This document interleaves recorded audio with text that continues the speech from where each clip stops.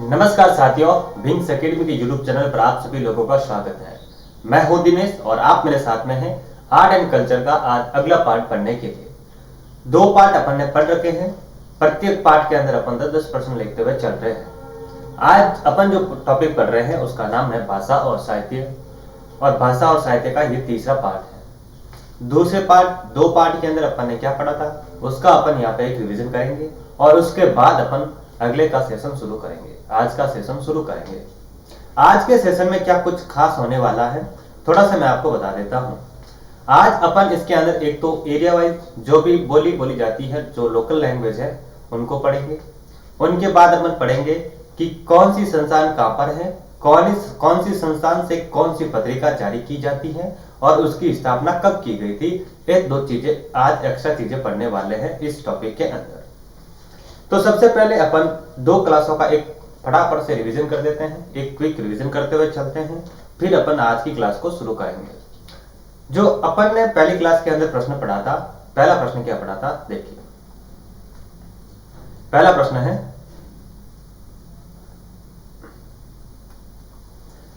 है, राजस्थानी हिंदी साहित्य शब्दकोश के संपादक कौन है। तो इसका सही जवाब क्या होगा, ऑप्शन नंबर ए सीताराम लालस।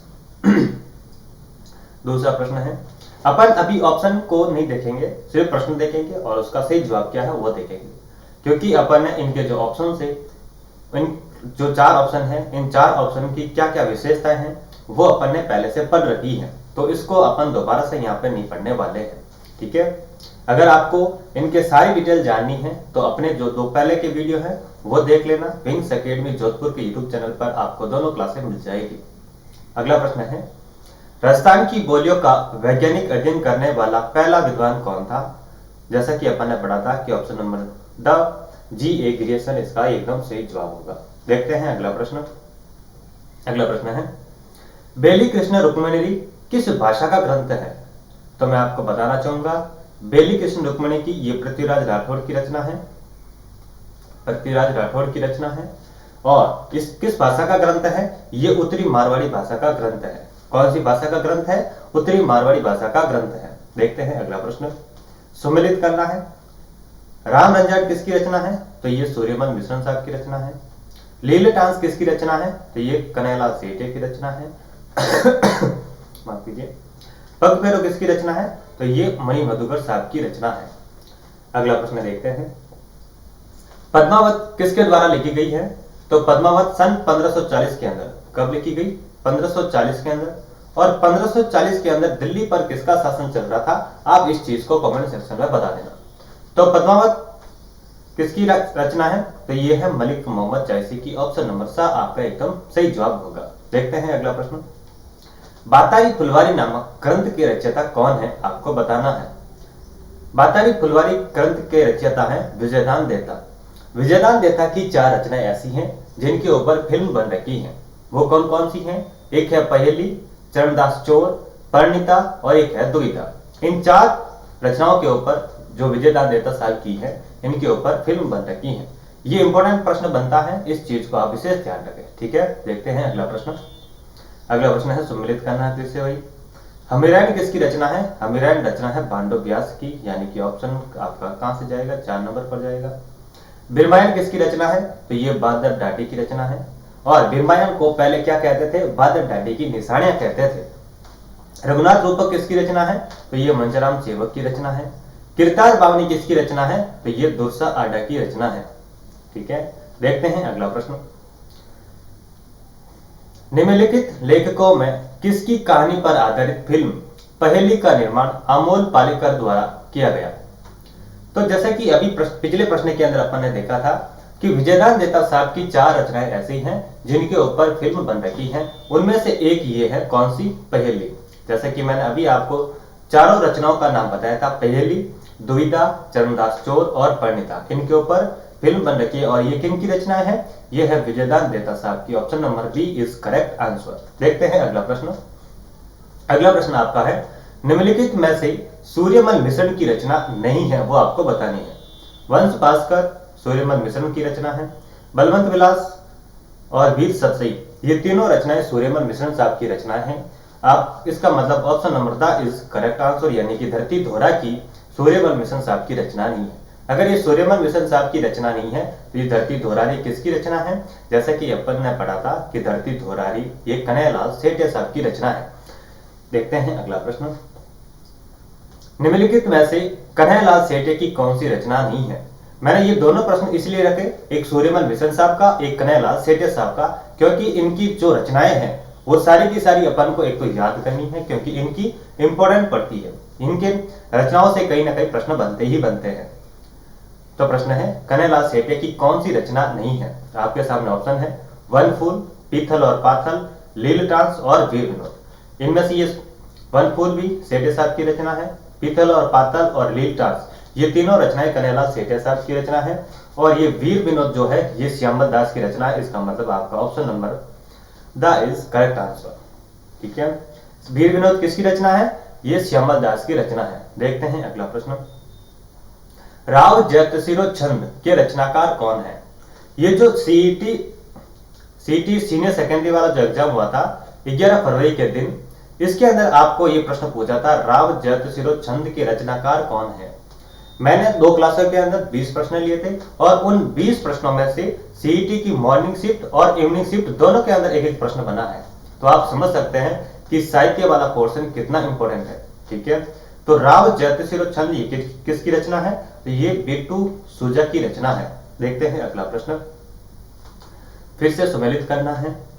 ढोला मारूरी बात ये किसकी रचना है? ढोला मारूरी बात खुशाल चंद्र की है। ढोला मारू रुदवा ये किसकी रचना है? ये कवि कलोल की रचना है। ढोला मारवाने की चौपाई ये किसकी रचना है? ये कुशल लाभ की रचना है।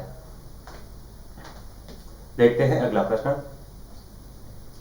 निम्नलिखित में से असुमेलित छांटना है कि सुमेलित कौन सा नहीं है। आपके सामने 4 ऑप्शन हैं। ये देखो, मैं चारों ऑप्शन एक से मिलता जुलता शब्द है हमीर, तो इसीलिए मैंने चारों ऑप्शन के अंदर ये हमीर रासो, हमीर मद मर्दन और हमीर मां काव्य रखे हैं। देखते हैं कि कौन सा सुमेलित नहीं है। हमीर रासो किसकी रचना है? सारंगदत्त, और यहाँ पे कभी आपको मिल सकता है सारंगदत्त की जगह पे जोधराज। अगर जोधराज भी लिखा आए तो भी ये सही होगा, क्योंकि 2 व्यक्तियों ने अलग अलग 2 ग्रंथ लिखे, दोनों का सेम नाम है हमीर रासो। सारंगदत्त ने भी हमीर रासो लिखा था, और जोधराज ने भी हमीर रासो ग्रंथ की रचना की थी। हमीर मां काव्य किसकी रचना है? ये भी नयन चंद्र सूर्य की रचना है। इसका मतलब अ और द दोनों सही है। हमीर हट चंद्रशेखर के द्वारा लिखा हुआ नहीं है, और हमीर मद मर्दन ये भी जयसिंह के द्वारा लिखा हुआ ग्रंथ नहीं है। इसका मतलब आपका ब और सा ये सुमेलित नहीं है। ये दोनों आपके सही जवाब होंगे। ठीक है, देखते हैं अगला प्रश्न। निम्नलिखित में से पंडित गौरीशंकर हीराचंद ओझा की रचना नहीं है। फिर से पुनः वही चीज कि इनकी भी रचनाएं महत्वपूर्ण होती है, इनकी प्रश्न हमेशा परीक्षाओं के अंदर बनते हैं। गौरीशंकर हीराचंद ओझा साहब की कौन सी रचनाएं हैं, या फिर प्रश्न पूछते हैं कि कौन सी नहीं है। इसीलिए मैंने इनकी जितनी भी संभावित रचनाएं थी वो लेके आया हूं। आपके सामने ऑप्शन है प्राचीन लिपिमाला, राजपुताने का इतिहास, सिरोही राज्य का इतिहास, यानी कि उपयुक्त सभी इनकी रचनाएं हैं। प्राचीन लिपिमाला किसकी है? पंडित गौरीशंकर हीराचंद ओझा साहब की है। राजपुताने का इतिहास ये भी ओझा साहब की है, और सिरोही राज्य का इतिहास ये भी ओझा साहब की रचना है। इसका मतलब उपयुक्त सभी इन्हीं की रचना है। तो थोड़ा सा प्रश्न के अंदर करेक्शन कर देना। निम्नलिखित में से पंडित गौरीशंकर हीराचंद ओझा की रचना कौन सी नहीं है? यहाँ पे आपको नई को काट देना, रचनाएं कौन कौन सी हैं, यानी कि उपयुक्त सभी इन्हीं की रचनाएं हैं। ठीक है, देखते हैं अगला प्रश्न। निम्नलिखित में से कौन सा युग्म सुमेलित नहीं है? आपके सामने ऑप्शन है हाला जालरी कुंडलिया ईश्वरदास बारट, गुण भाषा हेम कवि, महादेव पार्वती बेली शिवदास गार्डन, और राव जयतिशिरो छंद बिट्टू सूजा। हाला जालरी कुंडलिया किनकी रचना है? ईश्वरदास बारट साहब की रचना है। गुण भाषा किसकी रचना है? हेम कवि की रचना है, बस ये भी सही है। राव जयतिशिरो छंद, जैसे कि अभी अपन ने पिछले प्रश्न के अंदर पढ़ा था कि ये बिट्टू सूजा की रचना है। इसका मतलब महादेव पार्वती बेली ये शिवदास गार्डन की रचना नहीं है। आपका ऑप्शन नंबर सा आपका एकदम सही जवाब हो जाएगा। देखते हैं अगला प्रश्न। पृथ्वीराज रासो ग्रंथ के लेखक थे। आपको बताना है कि पृथ्वीराज रासो किन की रचना है। तो पृथ्वीराज रासो चंद बरदाई की रचना है। किसकी रचना है? चंद बरदाई की रचना है। एक इससे मिलता जुलता अपन प्रश्न देखेंगे, आपको वहां पे देखते हैं अगले प्रश्न के अंदर वो देखेंगे कि वहां पे आपका मिलता जुलता हुआ क्या प्रश्न है। ठीक है, निम्नलिखित को सम्मिलित करना है। आपके सामने ऑप्शन है राजस्थान संगीत नाटक अकादमी जयपुर, राजस्थान संगीत अकादमी जोधपुर, भारतीय लोक कला मंडल बीकानेर, राजस्थान राज्य अभिलेखागार उदयपुर। सम्मिलित करना है कौन सी संस्थान कहां पर है। राजस्थान संगीत नाटक अकादमी, अगर नाटक लिखा आ जाए तो नाटक कौन करते हैं, जोधपुर के करते हैं लोग। राजस्थान संगीत अकादमी कहां पर है, ये जयपुर के अंदर है। और भारतीय लोक कला मंडल कहां पर है, तो ये उदयपुर के अंदर है। और राजस्थान राज्य अभिलेखागार ये बीकानेर के अंदर है। ठीक है, देखते हैं अगला प्रश्न। निम्नलिखित में से असुमेलित को छांटना है कि सुमेलित कौन सा नहीं है। राज विनोद सदाशिव भट्ट, वीर विनोद श्यामल दास, प्रेम विनोद छतर कंवरी, दंपति विनोद श्रीधर व्यास। तो इनमें से कौन सा असुमेलित है वो आपको बताना है। राज विनोद किसकी रचना है, ये सदाशिव भट्ट की रचना है। वीर विनोद किन की रचना है, ये श्यामल दास की रचना है, मतलब ये भी सही है। प्रेम विनोद किसकी रचना है, तो ये छत्र कंवरी की रचना है, ये भी सही है। तो दंपति विनोद श्रीधर व्यास की रचना नहीं है। आपका option number the is correct answer. Option the आपका एकदम सही जवाब है। निम्नलिखित को सम्मिलित कीजिए। जैसा कि मैंने आपको इस प्रश्न को बताया था कि ये आपका क्या है, ये आपका होमवर्क है। ये प्रश्न आपको घर से करके आना है, इसके बारे में थोड़ी बहुत रिसर्च करनी है, जो भी आपको जानकारी मिले उसे जुटानी है। आचार्य हरिभद्र, यहाँ पे देखो, यहाँ पे थोड़ा सा आपको कंफ्यूजन हो सकता है कि कौन सा रचना है और कौन सा रचनाकार है। तो ये तो हो जाएंगे आपके रचनाकार, ये कौन हो जाएंगे, ये तो हो जाएंगे रचनाकार, और ये हो जाएंगी इनकी रचनाएं। ये हो जाएगी इनकी रचनाएं। आचार्य हरिभद्र की कौन सी रचना है, समराइज कहा। आचार्य मृतुम की कौन सी रचना है, सूर्य प्रबंध चिंतामणि। पंडित जीवधर की रचना कौन सी है, अमरसार। और वज्रसेन सूरी की रचना कौन सी है, भरतेश्वर बाहुबली घोर। भरतेश्वर बाहुबली घोर, ये इनकी रचनाएं हैं। प्रबंध सूर्य प्रबंध चिंतामणि के अंदर अपन को पृथ्वीराज चौहान के बारे में जानकारी मिलती है। किनकी जानकारी मिलती है, पृथ्वीराज चौहान की जानकारी मिलती है, पृथ्वीराज चौहान की जानकारी मिलती है। और ये जो भरतेश्वर बाहुबली घोर है, कहते हैं कि राजस्थानी भाषा का प्रथम ग्रंथ है। अगर कभी भी आपसे प्रश्न पूछ ले कि राजस्थानी भाषा का प्रथम ग्रंथ कौन सा है, तो वो है भरतेश्वर बाहुबली घोर, और उसको लिखा था वज्रसेन सूरी के द्वारा। राजस्थानी भाषा का प्रथम ग्रंथ। जैसे कि अपन ने पिछली क्लास के अंदर देखा था कि डिंगल भाषा का प्रथम काव्य ग्रंथ कौन सा है, कौन सा, डिंगल भाषा का प्रथम काव्य ग्रंथ। अब यहाँ पे थोड़ा सा डिफरेंस आ जाता है कि डिंगल भाषा का प्रथम काव्य ग्रंथ कौन सा है और राजस्थानी भाषा का प्रथम ग्रंथ कौन सा है। इन शब्दों का खेल है, थोड़ा शब्दों का ध्यान रखना।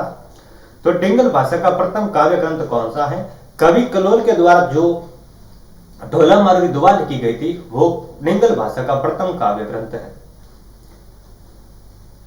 अमरसार के बारे में कहा जाता है कि इसके अंदर महाराणा प्रताप और महाराणा प्रताप के राजकुमार अमर सिंह की जानकारी मिलती है। महाराणा प्रताप के साथ में किनकी जानकारी देखने को मिलती है, अमर सिंह की जानकारी अपन को इस ग्रंथ के अंदर देखने को मिलती है। इतनी सी बातें आपको इस प्रश्न से संबंधित याद होनी चाहिए। अगला प्रश्न है, ये थे 20 प्रश्न जो अभी तक अपने 2 क्लासों के अंदर पढ़े थे। अब अपन पढ़ने जा रहे हैं 21वां प्रश्न, जो कि आज का सेशन का पहला प्रश्न है। आपके सामने देखो भाषा दी गई है कि ये है आपकी बोली, और ये आपका सामने दिया हुआ है छत्र। ये कौन सा दिया हुआ है, छत्र, कि कौन सी बोली किस क्षेत्र में बोली जाती है। आपके सामने ऑप्शन है जगरोती उदयपुर, ढाटी टोंक, नागौरचौल बाड़मेर, धावड़ी करौली। आपको सम्मिलित करना है कि जगरोती कहां पे बोली जाती है। तो जगरोती बोली जाती है करौली के अंदर। कहां पे बोली जाती है, करौली के अंदर बोली जाती है। और ढाटी कहां पे बोली जाती है, ये बोली जाती है बाड़मेर के अंदर। नागौरचौल बोली जाती है टोंक के अंदर, और धावड़ी बोली जाती है उदयपुर के अंदर। कहां पे बोली जाती है, ये उदयपुर के अंदर बोली जाती हैं। एक छोटा सा जो मोटा मोटी रूप है वो अपन देखते हुए चलते हैं कि राजस्थानी भाषा कौन सी क्षेत्र में कौन सी भाषा बोली जाती है। आइए देखते हैं। मैं राजस्थानी भाषा का एक छोटा सा वर्गीकरण है जो आपको बताना चाहूंगा।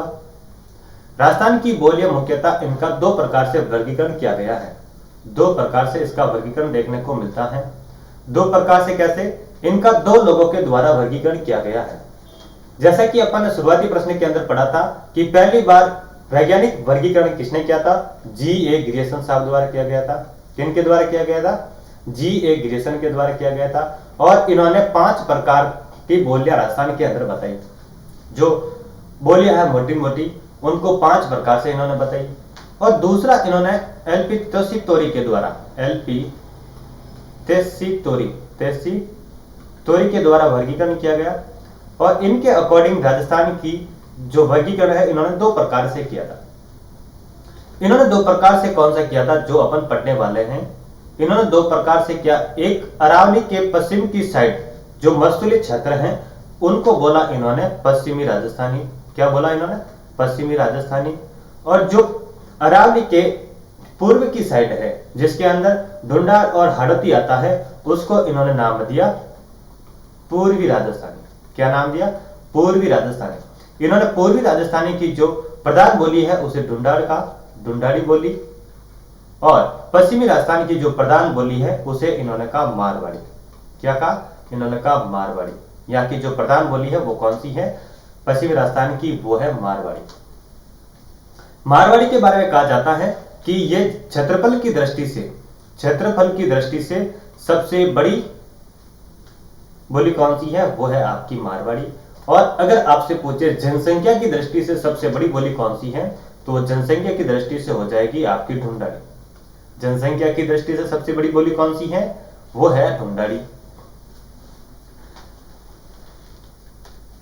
अपन यहां से पढ़ते हैं, ये आपका झुंझुनू सीकर से होते हुए अरावली कुछ इस प्रकार से पढ़ते हैं। ये आपकी अरावली और ये आपका पश्चिमी राजस्थान। ये कौन सा इलाका? पश्चिमी राजस्थान। और इन्होंने कहा ये है आपका पश्चिमी राजस्थान।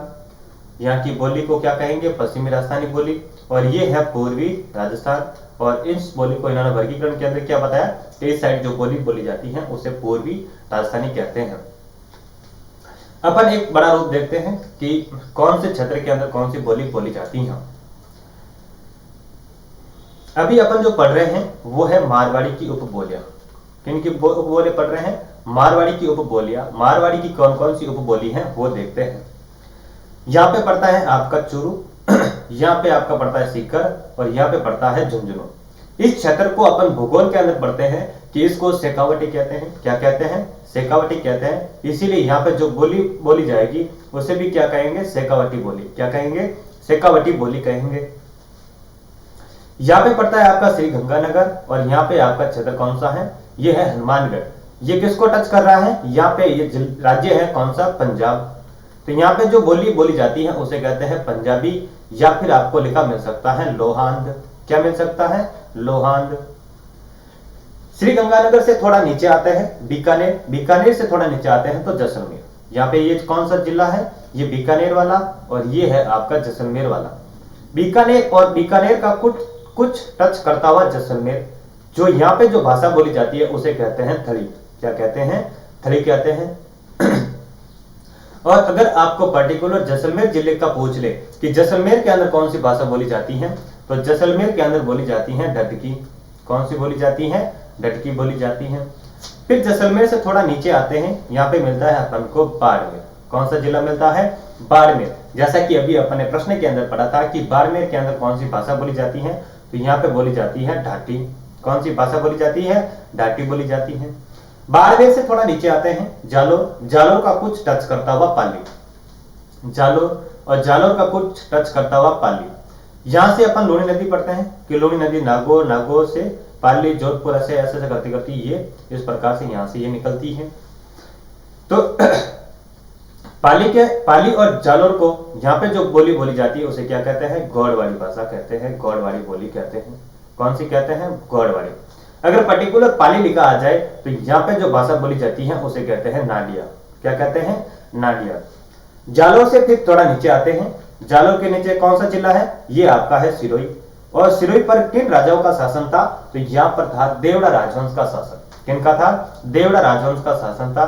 तो यहाँ पे जो भाषा बोली जाती है उसे क्या कहेंगे? यहाँ उसे कहेंगे देवड़ावाटी। क्या कहेंगे? देवड़ावाटी। ये मोटे रूप से पश्चिमी राजस्थान की बोलियां हैं। लेकिन मारवाड़ी की उपबोलियों की बात करें तो इसके अंदर मेवाड़ भी आता है और वागड़ भी आता है।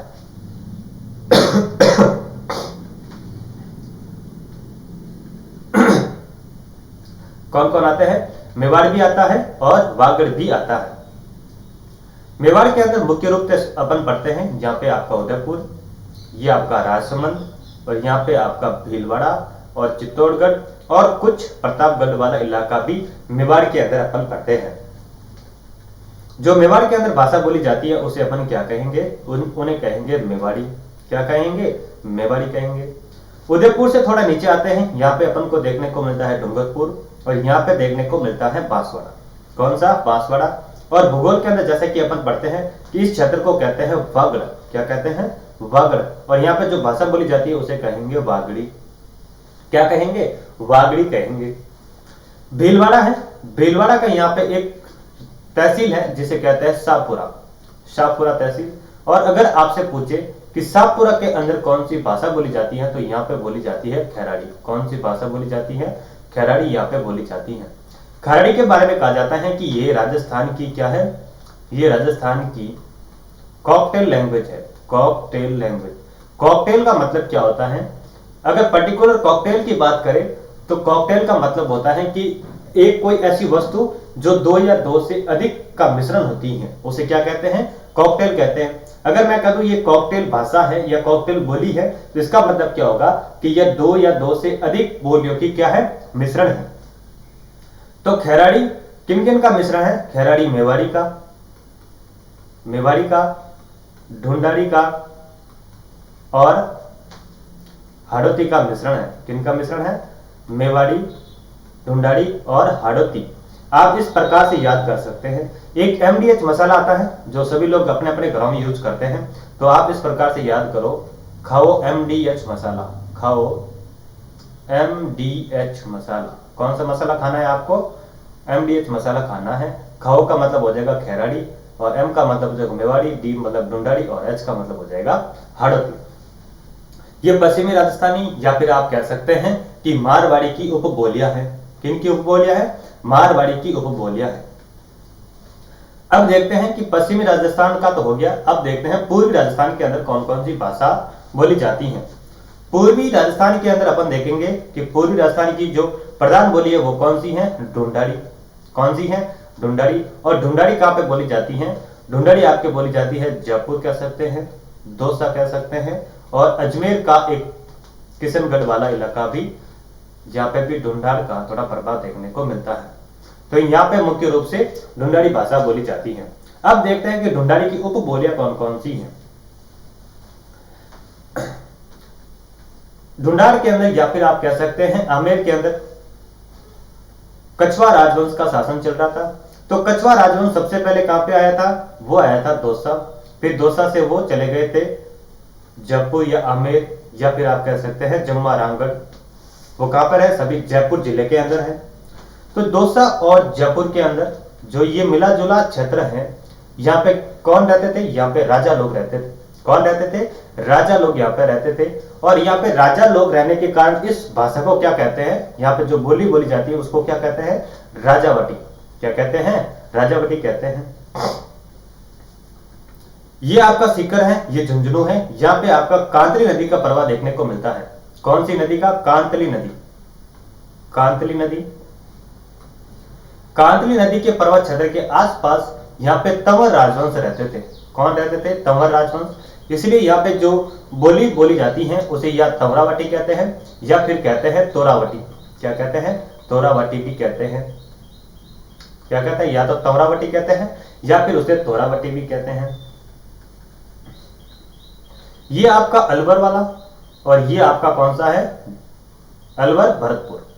यहाँ पे इस क्षेत्र को अपन पढ़ते हैं कि इसको मेवात कहते हैं। क्या कहते हैं? मेवात कहते हैं। और इसे या तो आप मेवाती कह सकते हैं, इसे आप अयरवाटी भी कह सकते हैं।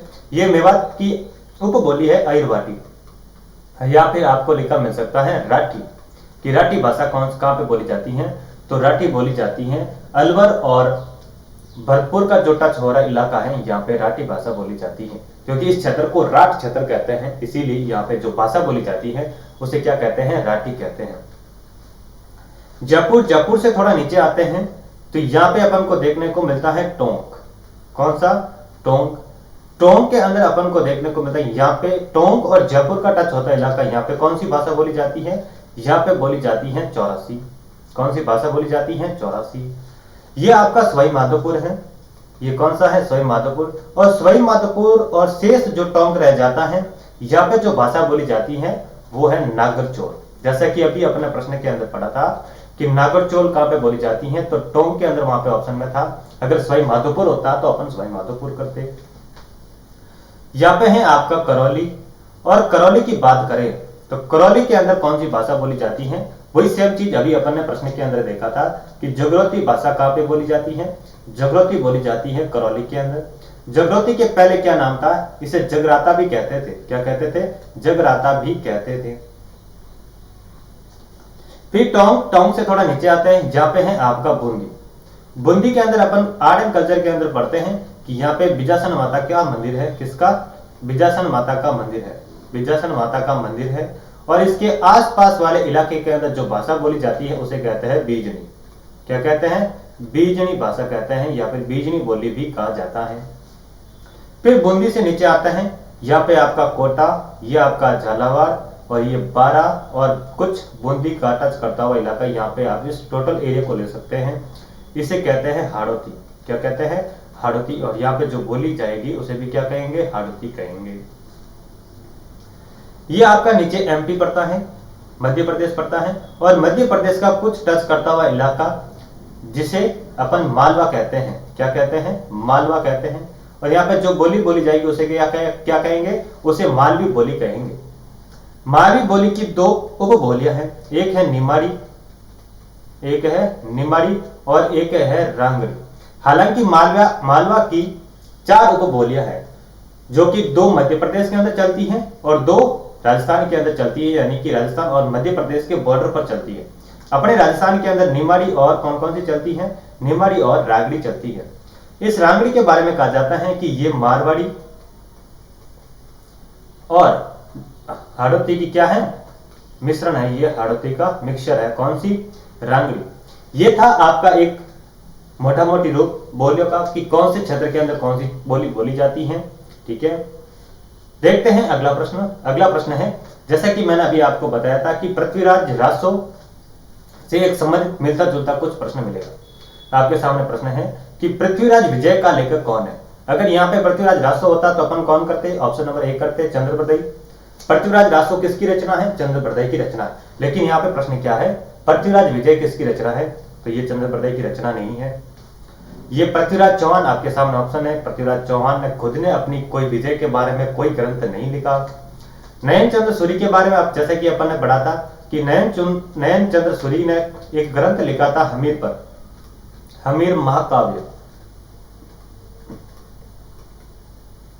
अगर आपसे पूछे कि हमीर महाकाव्य किसकी रचना है, तो वो है नयन चंद्र सूरी की। इसका मतलब ये हुआ कि पृथ्वीराज विजय का लेखक कौन है? वो है जयानक भट्ट। कौन है? Jayanaka Bhatt. Option number B आपका एकदम सही जवाब हो जाएगा।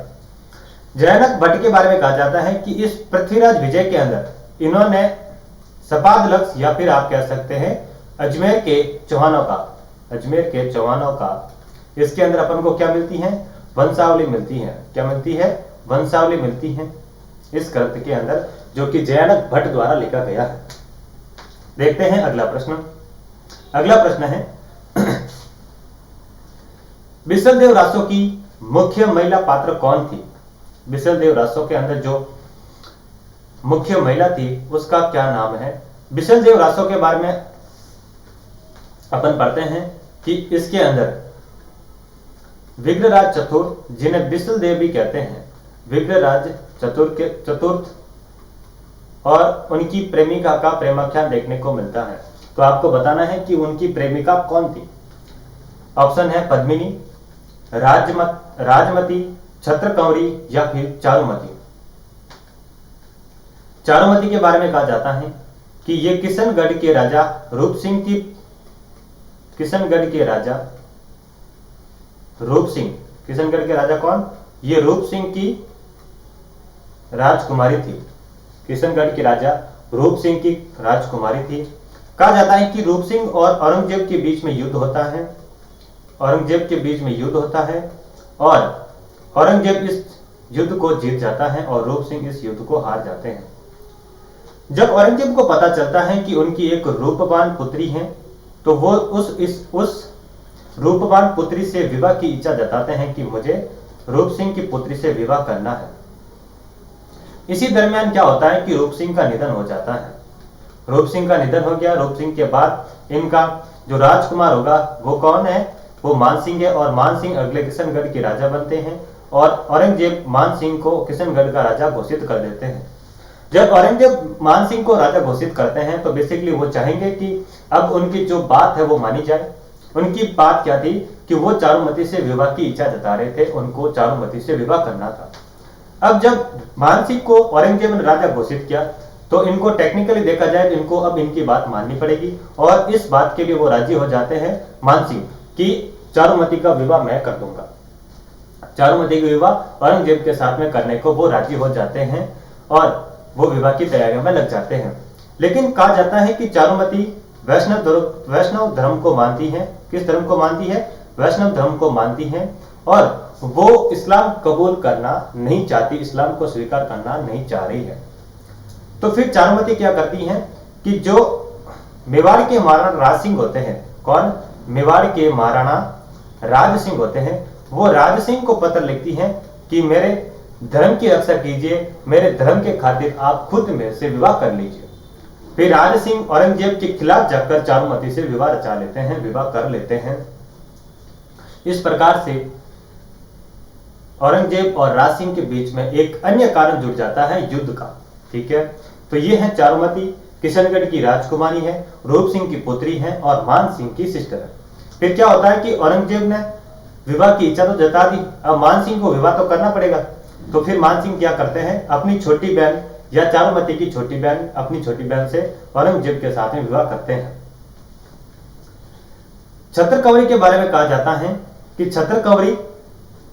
छत्रकवरी के द्वारा एक ग्रंथ का निर्माण किया गया जिसे प्रेम विनोद कहते हैं। क्या कहते हैं? प्रेम विनोद कहते हैं। ये छत्रकवरी भी किशनगढ़ की राजकुमारी है। ये भी कहां की है? किशनगढ़ की राजकुमारी है। जो अपन पढ़ते हैं कि सावंत सिंह, ये सावंत सिंह की पौत्री है। किनकी पौत्री है? ये सावंत सिंह की पौत्री है, और सावंत सिंह खुद इन मान सिंह का पौत्र है। मान सिंह का पौत्र कौन? सावंत सिंह, और सावंत सिंह की पौत्री है छत्रकवरी। छत्रकवरी ने प्रेम विनोद नामक एक ग्रंथ का निर्माण किया था। पद्मिनी के बारे में सभी लोगों को पता है कि ये मेवाड़ रतन सिंह की महारानी थी, और मेवाड़ का प्रथम शाखा के समय इन्होंने जल जौहर किया था, और ये मेवाड़ का या राजस्थान का एकमात्र जल जौहर है। 1303 के अंदर मेवाड़ का प्रथम शाखा होता है। शाखा के अंदर दो चीजें होती हैं, एक केसरिया होता है और एक जौहर होता है। केसरिया मेवाड़ के रावल रतन सिंह ने किया था, और जौहर इन पद्मिनी के द्वारा किया गया था, और मेवाड़ का प्रथम शाखा होता है। कब होता है? 1303 के अंदर।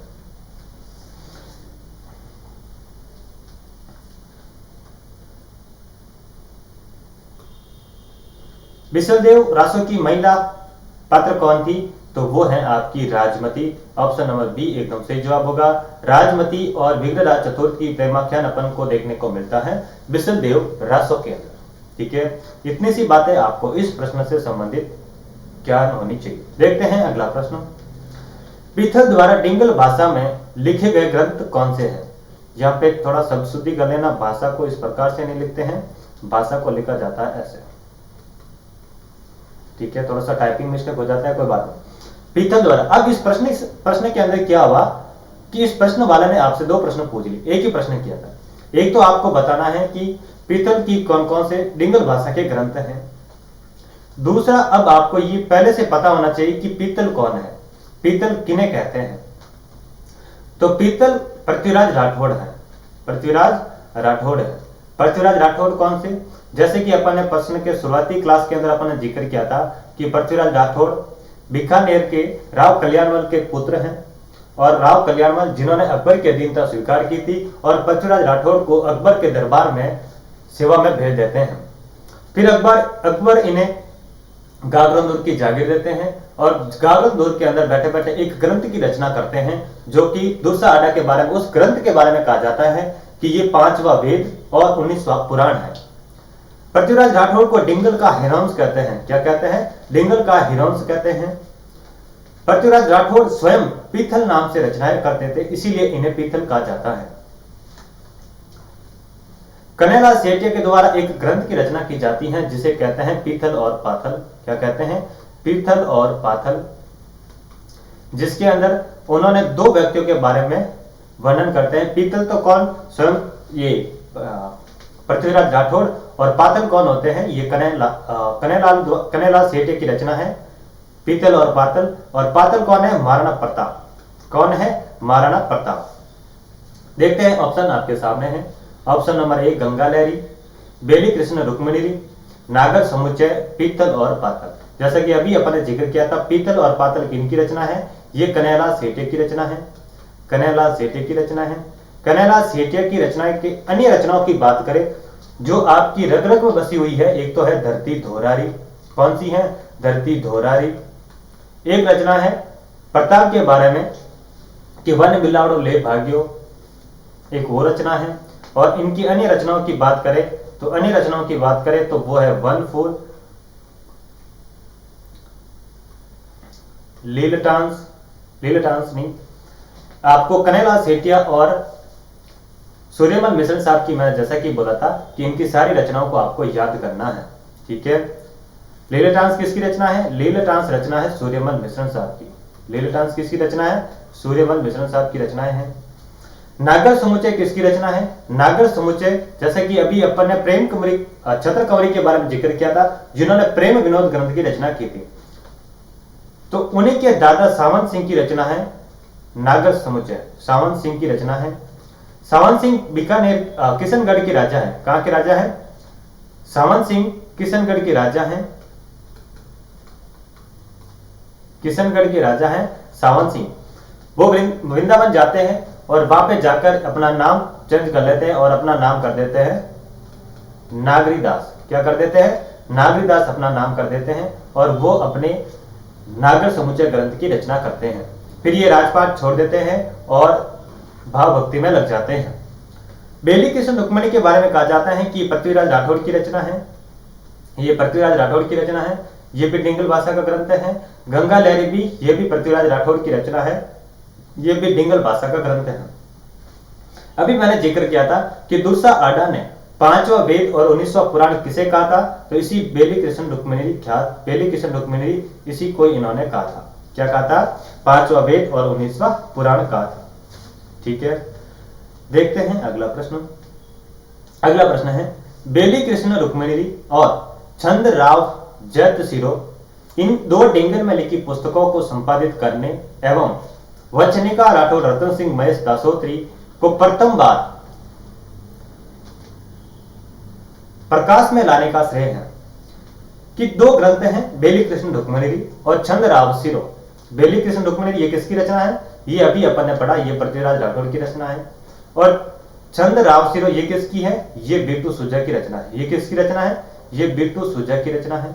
बिट्टू सुजा की रचना है।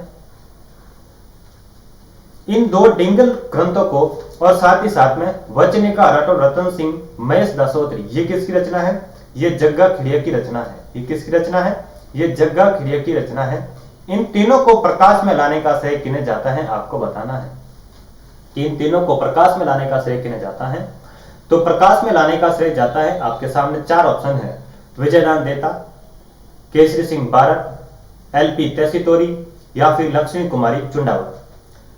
विजयदान देता साहब के बारे में कहा जाता है कि इनके द्वारा जो ग्रंथ लिखे गए थे वो हैं बातारी फुलवारी, तिड़ेराव, अलेकू हिटलर और चार ग्रंथ ऐसे हैं जिनके ऊपर फिल्म बनने की है, पहेली, दुविधा, चरणदास चोर और परिणीता। केसरी सिंह बाड़ी के बारे में कहा जाता है कि इन्होंने एक ग्रंथ की रचना की थी जिसका नाम है चेतावनीरा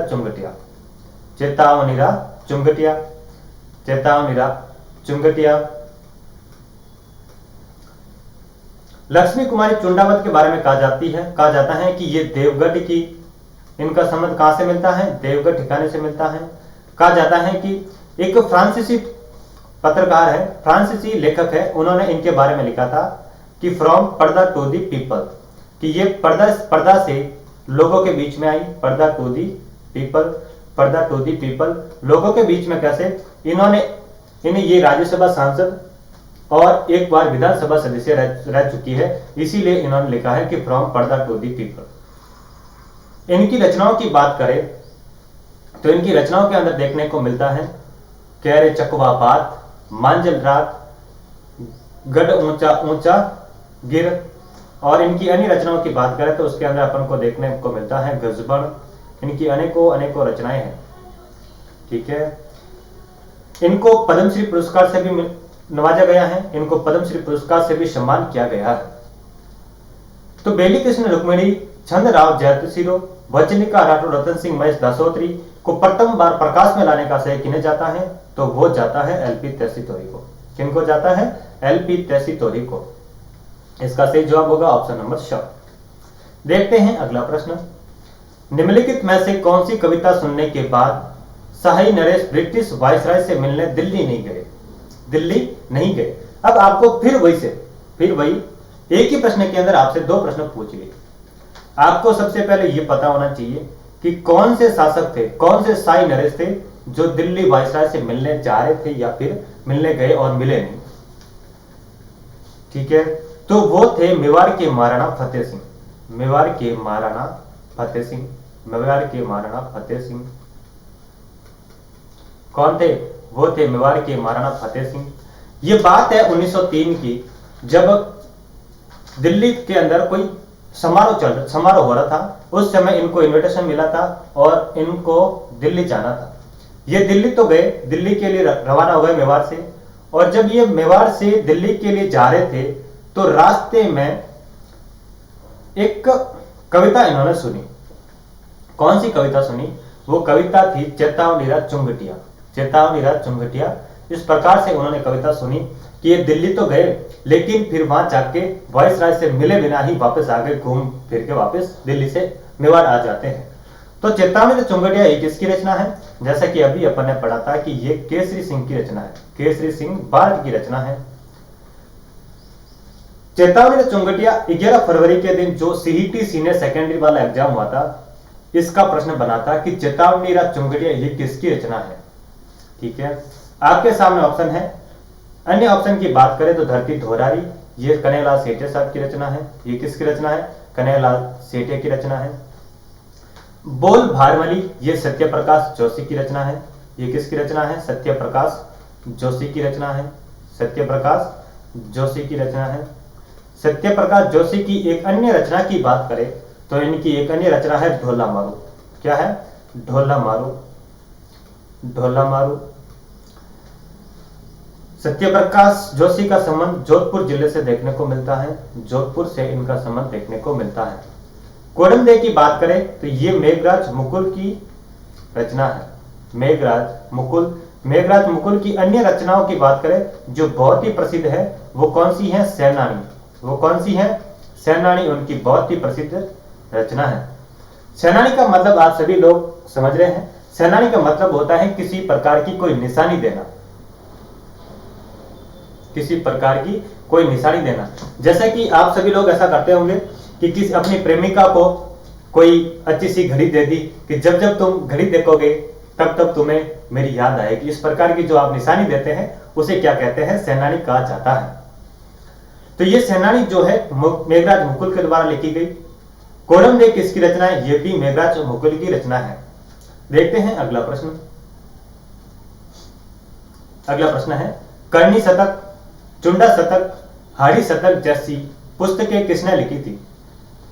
आपके सामने ऑप्शन है मुरारीदान, नाथू सिंह मैहारिया, केशवदास गाडर या फिर उपरोक्त में से कोई नहीं। मुरारीदान के बारे में कहा जाता है कि यह सूर्यमल मिश्रण के दत्तक पुत्र है। सूर्यमल मिश्रण के क्या है? दत्तक पुत्र हैं।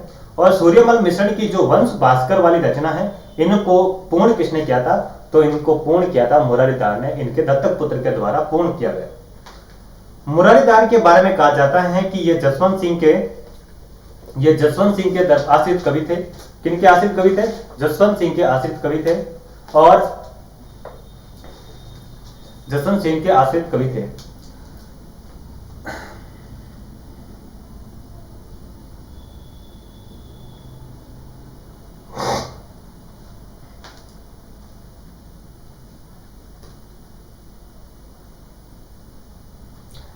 मुरारीदान के बारे में कहा जाता है कि ये जसवंत सिंह के आश्रित कवि थे, जसवंत सिंह के आश्रित कवि थे, इसीलिए इन्होंने यशवंत यशोभूषण नामक ग्रंथ की रचना की थी। किस ग्रंथ की रचना की थी? यशवंत यशोभूषण ग्रंथ की रचना की थी। केशवदास गार्डन के बारे में कहा जाता है कि ये गज सिंह के दरबार में रहते थे। किनके दरबार में रहते थे? ये गज सिंह के दरबार में रहते थे और इन्होंने गुण रूपक ग्रंथ की रचना की थी, जो कि अपन को गज सिंह के बारे में इनके शौर्य का वर्णन देखने को मिलता है। तो इस प्रश्न का सही जवाब क्या होगा? इस प्रश्न का सही जवाब होगा ऑप्शन नंबर ब, नाथू सिंह मैहारिया। करणी शतक, चोंडा शतक, हरि शतक, ये किनकी रचनाएं हैं? नाथू सिंह मैहारिया की रचनाएं हैं। देखते हैं अगला प्रश्न। शिशुपाल वध का लेखक कौन है? आपको बताना है। ऑप्शन है बूंदी का सूर्यमल, भीनमाल का माघ कवि, अजमेर का चंद बरदई, जोधपुर का मुणोत नैन सिंह। बूंदी का सूर्यमल यानी कि सूर्यमल मिश्रण। सूर्यमल मिश्रण का संबंध कहां से है? बूंदी से है। सूर्यमल मिश्रण की आप सभी लोगों ने जितनी भी रचनाएं वो सब याद कर ली होगी, मैं इतनी सी उम्मीद करता हूं। भीनमाल का माघ कवि, अजमेर का चंद बरदई के द्वारा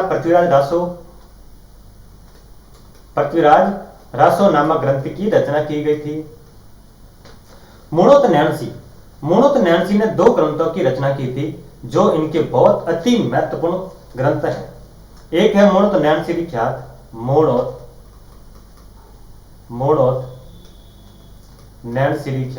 मुणोत नैन सिरी ख्यात। बेसिकली ख्यात को लिखने का कार्य चारणों का होता है, लेकिन ये चारण नहीं है, फिर भी इन्होंने एक सबसे लोकप्रिय ख्यात है। वो कौन सी लोकप्रिय ख्यात है? मुणोत नैन सिरी ख्यात। एक इनकी रचना है मारवाड़ परगनारी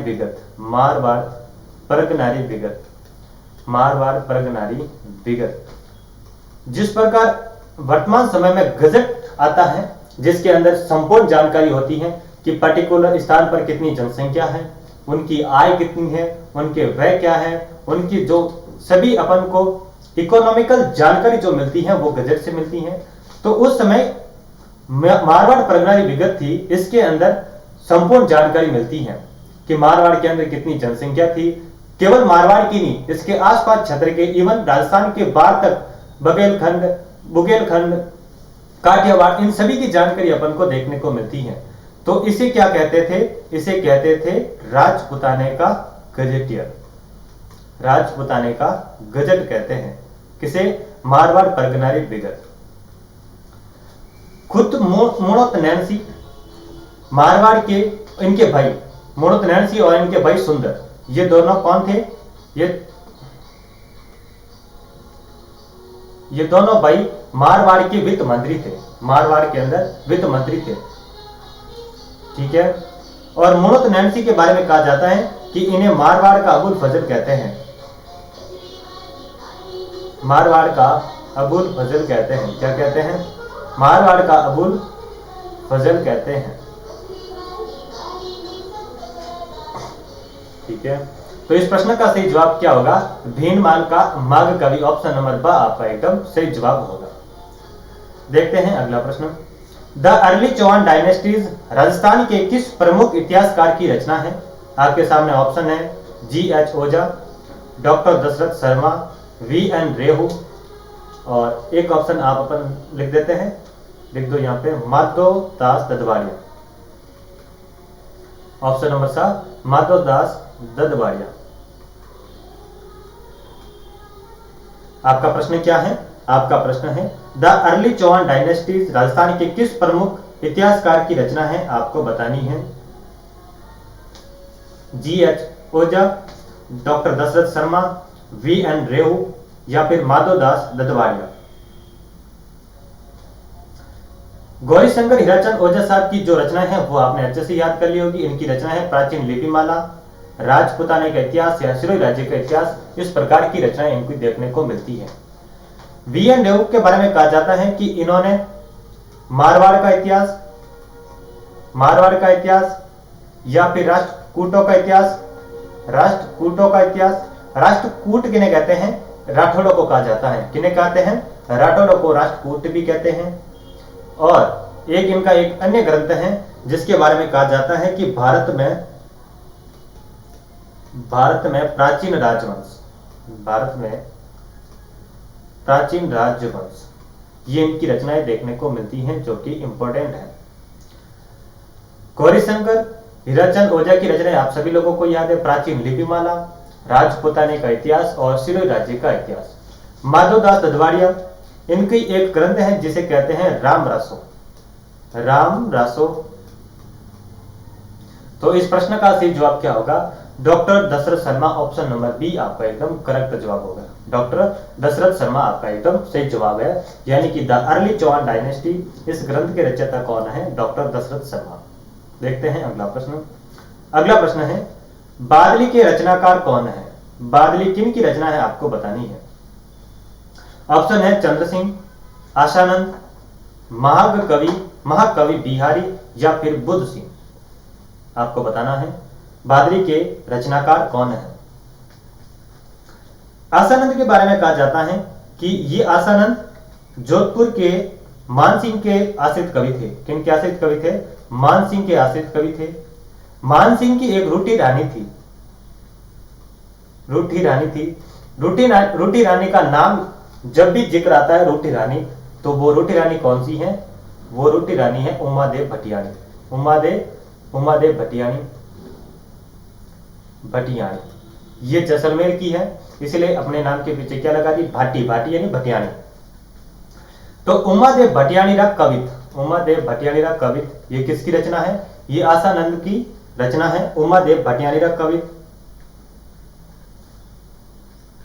महाकवि बिहारी के बारे में कहा जाता है कि यह जयपुर के मिर्जा राजा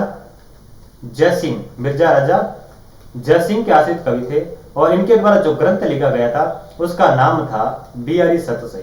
क्या नाम था? बिहारी सतसई। इनके ग्रंथ का नाम है बिहारी सतसई। बुद्ध सिंह के बारे में कहा जाता है कि ये बूंदी के शासक थे और इन्होंने एक ग्रंथ की रचना की थी जिनका नाम था नेत्रंग। ये जो नेत्रंग है आरएस 2021 के अंदर प्रश्न बना था, आरएस 2021 के अंदर प्रश्न बना था कि नेत्रंग किन की रचना है या फिर नेत्रंग किन की रचना नहीं है, ऐसा कुछ नेत्रंग से संबंधित प्रश्न बना था। तो बादली के रचनाकार कौन हो जाएंगे? बादली के रचनाकार हो जाएंगे Chandra Singh. Option number A is आपका एकदम सही आंसर है। देखते हैं अगला प्रश्न। सूची 1 को सूची 20 से मिलान कीजिए। गोविंद राजवल्लभ, नाथा द्वार दीपिका, मंडन वास्तुमंजरी या कुंभा संगीत राज। तो गोविंद के द्वारा जो ग्रंथ लिखा गया था उसका नाम था द्वार दीपिका। नाथा के द्वारा जो ग्रंथ लिखा गया था उसका नाम था वास्तुमंजरी। मंडन के द्वारा जो ग्रंथ लिखा गया था वो था राजवल्लभ और कुंभा के द्वारा जो ग्रंथ लिखा गया था वो कौन सा था? संगीत राज। गोविंद की अन्य रचनाओं की बात करें तो एक आप लाइन याद रख सकते हैं, गोविंद द्वारा कल्ला उधार ली। क्या उधार ली? गोविंद द्वारा कल्ला उधार ली। गोविंद द्वारा कल्ला उधार ली। गोविंद यानी गोविंद, द्वारा का मतलब हो जाएगा आपका द्वार दीपिका। क्या हो जाएगा? द्वार दीपिका। और इस कला से मतलब हो जाएगा कला निधि। क्या हो जाएगा? कला निधि। और इस उधार से मतलब हो जाएगा उधार धोरिणी। क्या हो जाएगा? उधार धोरिणी। ये गोविंद की 4 रचनाएं हैं। कौन कौन सी? द्वार दीपिका, गोविंद द्वारा कल्ला उधार ली, एक लाइन याद रखनी है और एक लाइन के अंदर इनकी 4 रचनाओं का नाम याद हो जाएगा। गोविंद द्वारा कल्ला उधार ली, गोविंद द्वारा यानी द्वार दीपिका, कला यानी कला निधि, उधार यानी उधार धोरिणी। फिर ऑप्शन नंबर बाद मिलता है नाथा। अपन लिखते हैं नाथा। इस नाथा को नाथा ना लिखकर आप लिख सकते हैं नावा। क्या लिख सकते हैं? नावा लिख सकते हैं या फिर आप लिख सकते हैं नाव। तो ना से हो जाएगा नाथा और वास से हो जाएगा वास्तुमंजरी। फिर ऑप्शन मिलता है मंडन और कुंभा। ये आपका होमवर्क है। इनकी जितनी भी रचनाएं हैं वो आपको याद करनी है क्योंकि मंडन बहुत इंपॉर्टेंट रोल रखता है इतिहास के अंदर, इसीलिए मंडन के जो भी रचनाएं हैं वो देखने को मिलती है, प्रश्न के अंदर अक्सर अपन से पूछता है। देखते हैं अगला प्रश्न। अब अपन कुछ राजस्थान की महत्वपूर्ण संस्थाएं हैं उनके बारे में बात करते हैं। यहां पे आपको लिखना है कि ये संस्थाएं कौन से जिले में स्थित है, कौन से जिले में स्थित है, और आपको इसके अंदर बताना है कि इनका स्थापना किस वर्ष की गई। राजस्थान संगीत नाटक अकादमी की स्थापना कहां पर है, किस जिले में, तो ये आपकी है जोधपुर जिले में। राजस्थान संगीत अकादमी कहां पर है, ये है आपके जयपुर जिले में। भारतीय लोक कला मंडल कहां पर है, ये है आपके उदयपुर में। राजस्थान राज्य अभिलेखागार ये कहां पर है, ये है बीकानेर के अंदर। कहां पर है, बीकानेर के अंदर। कथक केंद्र कहां पर है, ये है जयपुर के अंदर। पश्चिमी क्षेत्र सांस्कृतिक केंद्र कहां पर है, देखो यहां पे क्या लिखा आ रहा है, पश्चिमी क्षेत्र सांस्कृतिक केंद्र। पश्चिमी क्षेत्र का नाम आती सबसे पहले अपने दिमाग में क्या आएगा, या तो आएगा बीकानेर या फिर आएगा जोधपुर। लेकिन पश्चिमी क्षेत्र देकर आपको बीकानेर या जोधपुर नहीं करना है, आपको करना है उदयपुर। फिर आता है जवार कला केंद्र, जा से जवार, जा से जयपुर, जा से जयपुर। रविंद्र मंच सोसाइटी ये भी जयपुर। ललित कला अकादमी ये भी जयपुर। और ललित कला अकादमी का आगे यदि राष्ट्रीय लोक कला अकादमी लिखा है तो राष्ट्रीय लोक कला अकादमी आती, आप चले जाना दिल्ली। कहा चले जाओगे, दिल्ली। राज्य लेखाकार अभिलेख ये आपने दोबारा लिख दिया। अब राजस्थान संगीत नाटक अकादमी की स्थापना किस वर्ष की गई थी, तो ये की गई थी 1957 के अंदर। और राजस्थान संगीत अकादमी की स्थापना कब की गई थी, इसकी स्थापना की गई थी 1950 के अंदर। भारतीय लोक कला मंडल की स्थापना कब की गई थी, ये की गई थी 1952 के अंदर। राजस्थान राज्य अभिलेखागार की स्थापना कब की गई थी, ये की गई थी 1955 के अंदर। कथक केंद्र की स्थापना कब की गई थी, ये की गई थी 1978 के अंदर।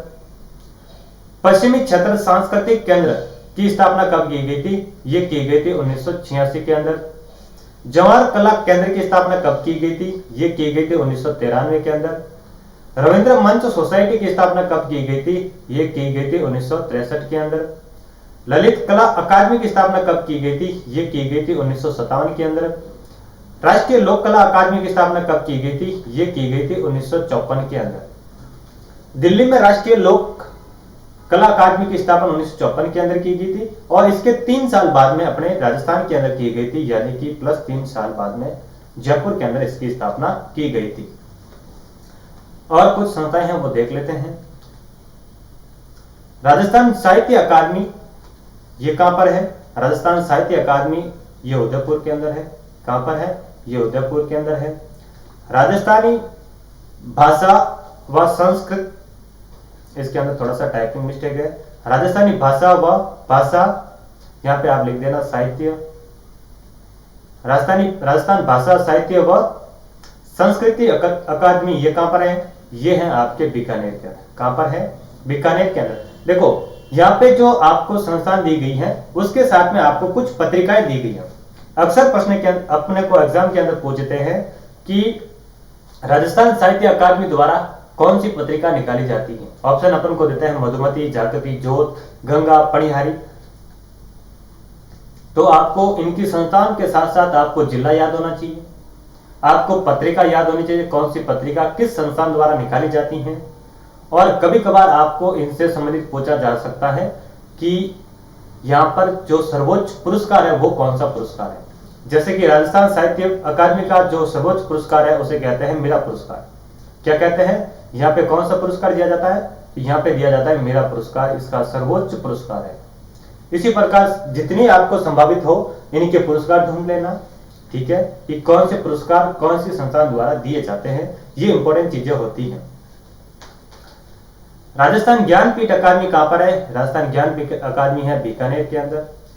राजस्थान बाल साहित्य प्रकाशन, राजस्थान बाल साहित्य प्रकाशन कहां पर है, लक्ष्मणगढ़ सीकर के अंदर। लक्ष्मणगढ़ सीकर के अंदर। रूपायण संस्थान कहां पर है, रूपायण संस्थान है आपके बोरुंदा के अंदर। कहां पर है, बोरुंदा। बोरुंदा कहां पर है, बोरुंदा है आपके जोधपुर के अंदर।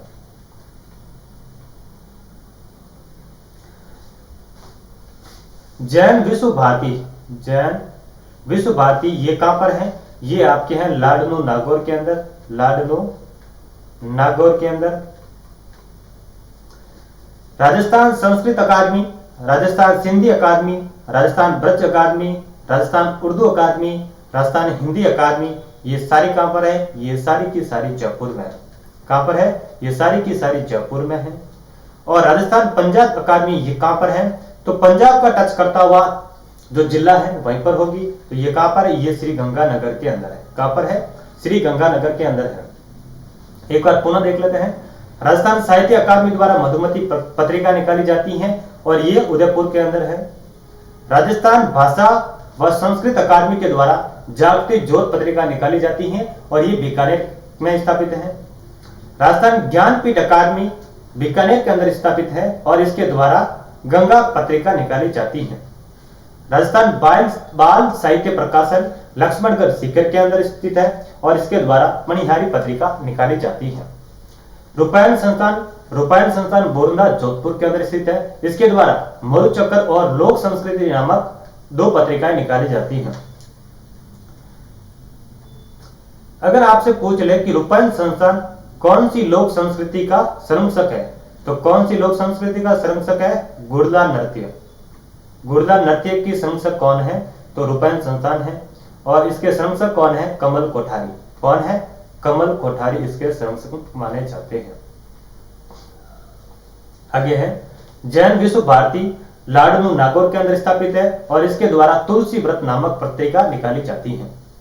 राजस्थान संस्कृत अकादमी जो कि जयपुर के अंदर है और इसके द्वारा स्वरमाला या फिर स्वर मंगला नामक 2 पत्रिकाएं निकाली जाती हैं।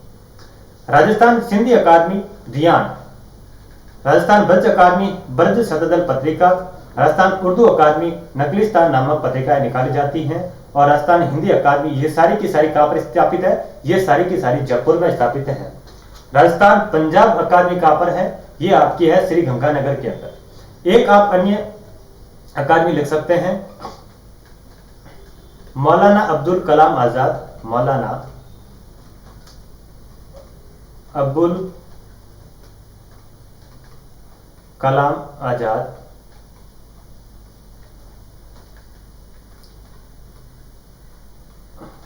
अरबी फारसी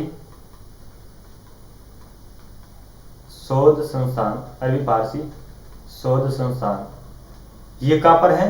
देखो मौलाना अब्दुल कलाम आजाद अरबी फारसी शोध संस्थान ये कहां पर है? ये आपके हैं टोंक के अंदर। कहां पर स्थापित है? टोंक के अंदर। जब इसको स्थापित किया गया था, इसको स्थापित कब किया गया था? 1978 के अंदर इसको जब स्थापित किया था तब इसका नाम था अरबी फारसी शोध संस्थान। इसके 9 साल बाद में यानी कि 1987 के अंदर इसका नाम कर दिया गया मौलाना अब्दुल कलाम आजाद अरबी फारसी शोध संस्थान। और है कहां पर? ये टोंक के अंदर देखने को मिलती है।